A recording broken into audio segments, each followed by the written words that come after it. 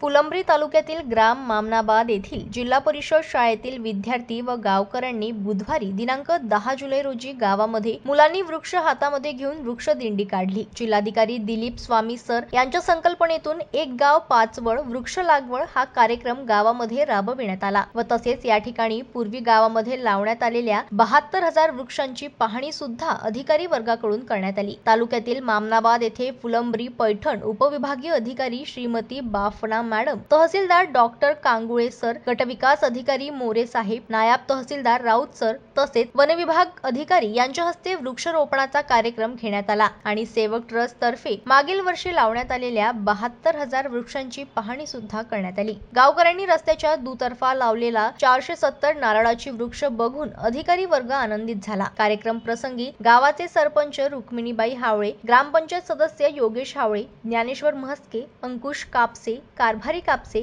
संदीप म्हस्के, उत्तम पांडे, प्रकाश कापसे, बाळू पांडे, गावाचे ग्रामसेवक सोनाजी गायकवाड साहेब, जिल्हा परिषद शाळेतील शिक्षक, विद्यार्थी वर्ग व गावकरी मोठ्या संख्येने उपस्थित होते।